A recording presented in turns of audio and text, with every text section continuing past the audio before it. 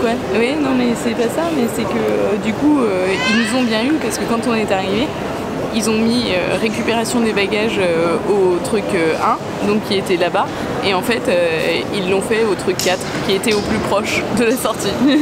Donc on s'est tous fait avoir. On va récupérer la voiture, c'est parti. Il y avait tous les rideaux baissés et tout, mais en fait non, il faut aller récupérer dehors.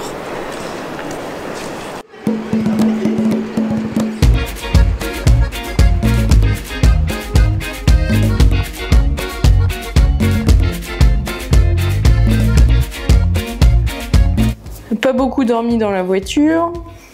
Après, enregistrement très tôt des bagages et tout ça. Passage de la zone de contrôle. Et vu le nombre de personnes, ils nous ont fait attendre. Hein. Oui, mais c'est vrai qu'il n'y avait pas beaucoup de monde et en même temps, il y avait beaucoup de monde. L'avion était complet. Il y a 1 heure de décalage.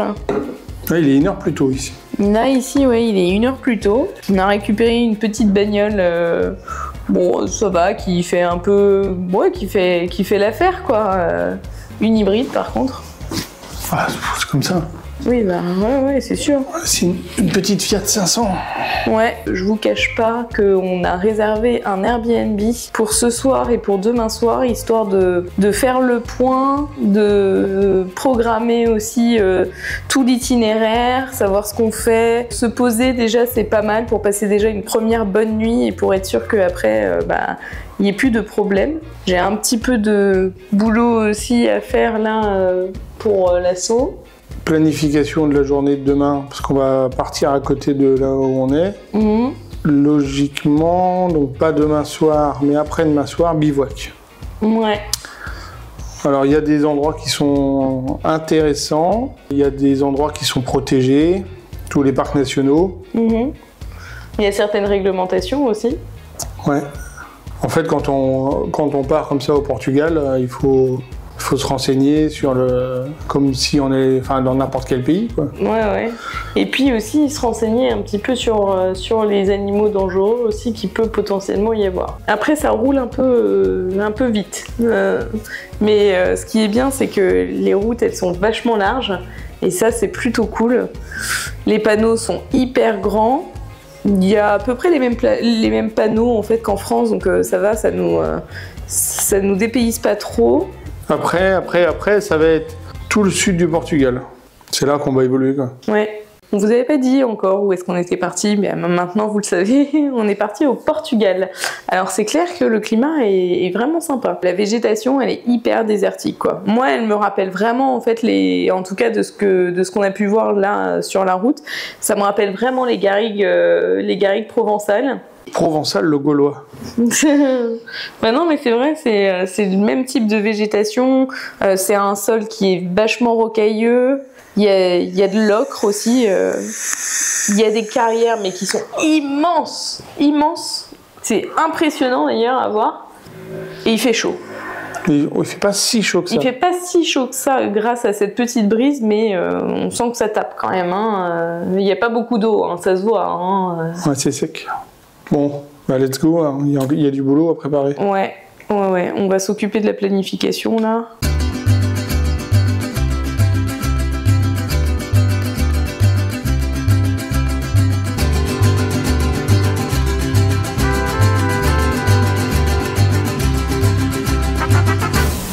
C'est une bonne idée ça?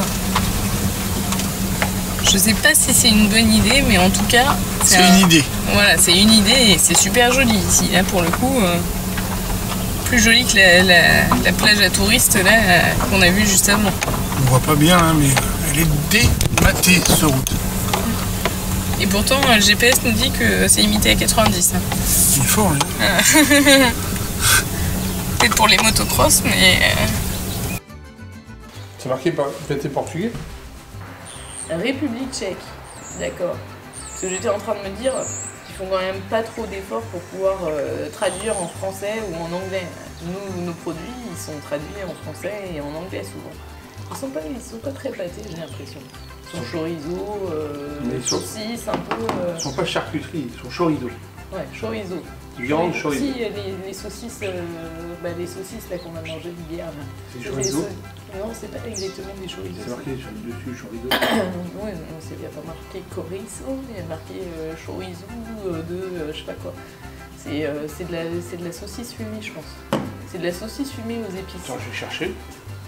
Je vais te dire. Chorico. Chorico. Chorizo. Chorizo. Les gars, on écrit sur ton truc? Google Trad. Chorizo. Alors, comment ça s'écrit? S-H-O-U.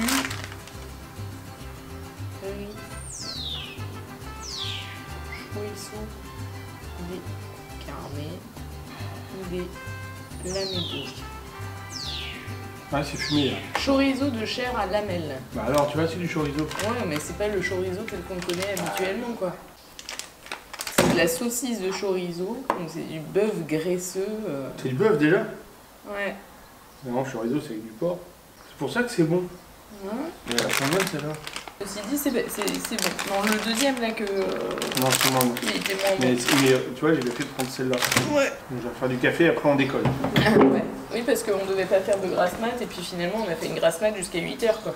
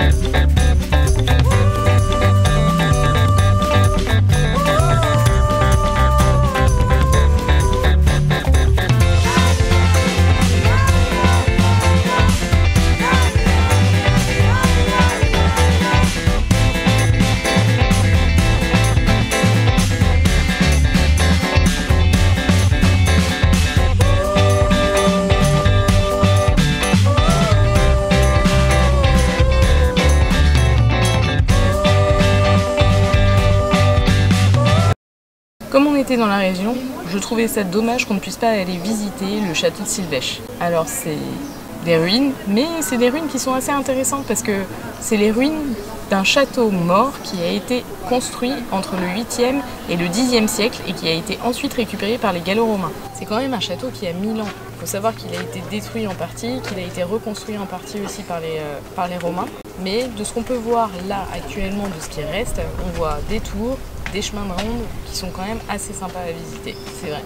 Et il y a un réservoir qui est énorme, quoi, qui a été construit d'ailleurs par les Romains aux alentours de l'an 1000 et il y a une sacrée contenance d'eau. Il était encore en activité jusqu'à récemment et ça c'est impressionnant de savoir comment il a pu être aussi bien conservé, quoi.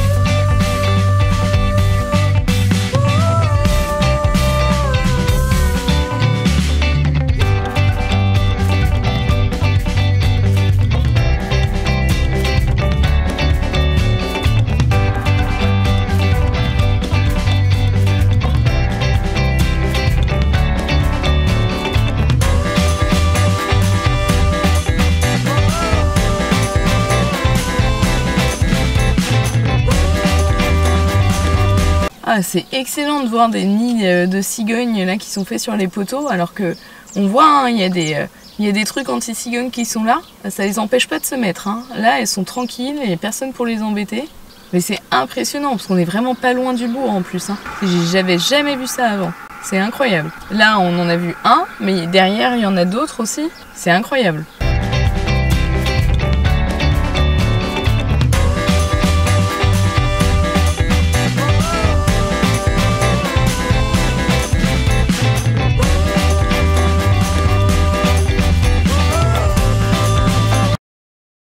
pas mal là. En plus à l'ombre, là, bien. On était pas en montagne. Hein? Alors on s'est pas arrêté en montagne, mais elle est pas très loin. Hein? Je trouve que c'est une petite rue un peu typique. Vraiment, c'est une toute petite rue avec plein de maisons de couleurs et tout. C'est chouette. Ah, c'est super joli. L'aioli déjà, elle déchirait, mais c'est vraiment trop bon quoi. Donc là, il a remis de l'aioli. À côté, il y a une autre sauce, je sais pas encore ce que c'est, mais j'ai hâte de goûter. C'est hyper bien présenté. Ouais, ça donne envie là.